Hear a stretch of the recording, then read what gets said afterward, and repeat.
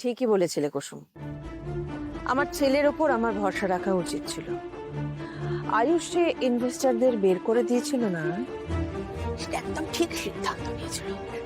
দেখলেন দেবীমা, আমি আপনাকে বলেছিলাম না যে ছোট সাহেব কোনোদিনও আপনার কোম্পানির ক্ষতি চাইবেন না, কারণ উনি জানেন যে ওই কোম্পানি আপনি গড়তে কতটা কষ্ট করেছে।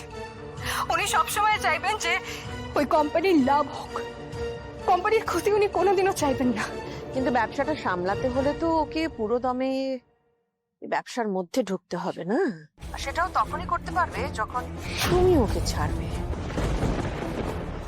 আমি তোমাকে ফোনটা করেছি শুধুমাত্র এই কথাটাই মনে করিয়ে দেওয়ার জন্য যে তুমি কিন্তু আমার কাছ থেকে 15 দিন মাত্র সময় চেয়েছিলে আয়ুষকে ছেড়ে দেওয়ার জন্য। সেই সময়টা কিন্তু ক্রমশ ফুরোচ্ছে।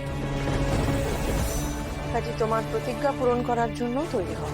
যে দিন যে তারিখের কথা আপনাকে আমি দিয়েছি, সেই দিনই আপনার ছেলেকে আমি আপনার কাছে ফিরিয়ে দেব। শুধু আপনারই ছোট সাহেবের সাথে সম্পর্ক থাকবে, আর এই কুসুম নামটা সারা জীবনের জন্য ওনার জীবনের থেকে মুছে যাবে।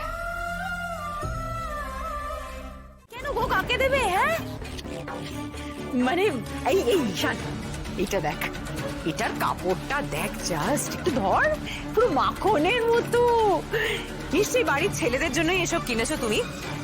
আবার তুমি ভালোবেসে বাড়ির কাজের লোকেদের এসব দিয়ে দেবে না তো গো? বাড়ির লোকের জন্যই। যা, তার মানে হয় তোমার দেওর নয়তো ঈশান, তাই না? না, এগুলো সব আয়ুষের।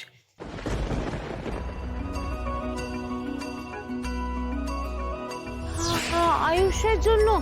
মানে তুই ড্রাইভারের জামা পরেছিস কেন? আর এরকম নোংরা লেগে আছে কেন? কি হয়েছে? আয়ুষ, এ কি অবস্থা তোমার? ঈশান, এগুলো সব আয়ুষের কাছে পৌঁছে দিয়ে এসো। হ্যাঁ ম্যাম, আমি নিজেকে দিয়ে আসছি। কিন্তু ইন্দ্রাণী, আজকে আয়ুষ আমাদের কোম্পানির জন্য যা করলো, মানে কোম্পানিকে ভরডুবির হাত থেকে বাঁচালো, তো তার জন্য এই কয়েকটা শার্ট দেয়া কি যথেষ্ট? মানে কি করব, কি বলছো? আমি বলি কি, ওকে আজকে ডিনারে ইনভাইট কর, ওকে ওর পরিবারের সঙ্গে।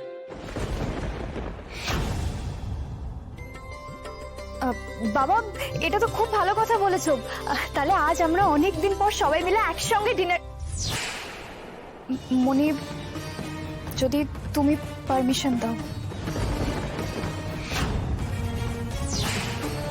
বেশ ঈশান, গিফটগুলো দিয়েও আসবে আর ডিনারে ইনভাইট করে এসো। ঠিক আছে মা। এত গিফট, আবার ডিনার! মাথা ঘুরে গেছে নাকি? না কিছু, এত ছাড়ো না আমাকে। বলছি দিদি, দাদা যে বললো যে আয়ুষকে পরিবার সহ ডিনারে নেমন্তন্ন করতে, তার মানে ডিনারে আয়ুষ এলে আয়ুষের সাথে ওই ইরিটেটিং অসভ্য ওই কাজের মেয়েটা যে আমাদের বাড়িতে রান্না করে সেও আসবে? মানে যে আমাদের বাড়িতে রান্না করে সে আমাদের পাশে আমাদের ডাইনিং টেবিলে বসে খাবে? ওরা আমার দিদি, তোমার মানে ব্যাপারটা মেনে নিতে অসুবিধা হবে না? হচ্ছে না? ঈশান, দিয়ে আসো এগুলো।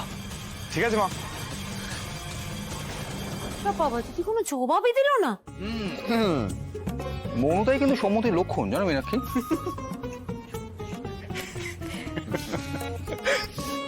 দাদা, অনেকদিন পর বৌদি আবার আস্তে আস্তে আয়ুষের প্রতি একটু নরম হচ্ছে, বলো? আয়ুষের জন্য গিফট কিনছে, আয়ুষকে কুসুমকে একসঙ্গে বাড়িতে নেমন্তন্ন করছে, ভালো লাগছে বলো? দেখো বাবা, একটু একটু করে খুব তাড়াতাড়ি আবার আমাদের ফ্যামিলিটা কমপ্লিট হবে। তখন শুধু ভাইরা আর কুসুমকে একদিনের ইনভিটেশনে নয়, এই বাড়িতে আমরা রোজ দেখতে পাবো।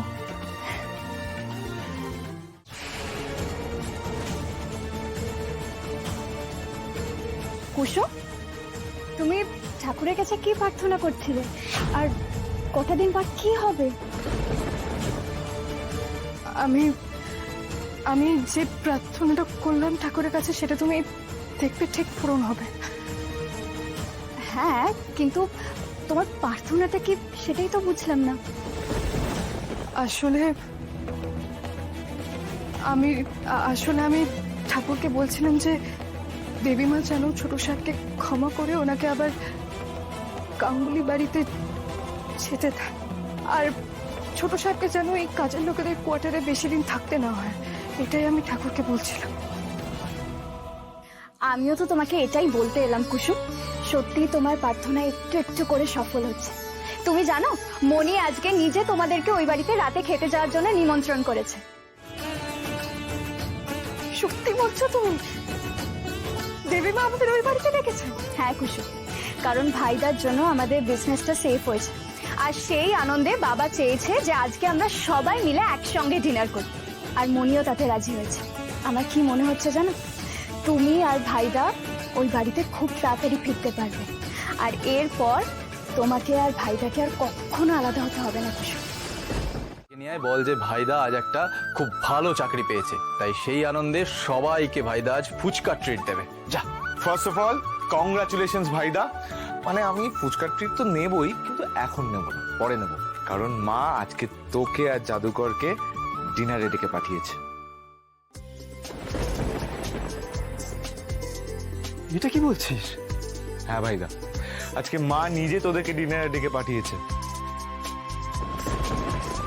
আর তোর জন্য অনেক গিফট এনেছে। আমাকে আনতে বলেছিল কিন্তু আমি আনিনি, ওটা সারপ্রাইজ থাক। আমি চাই মা নিজের হাতে তোকে গিফটগুলো দিক।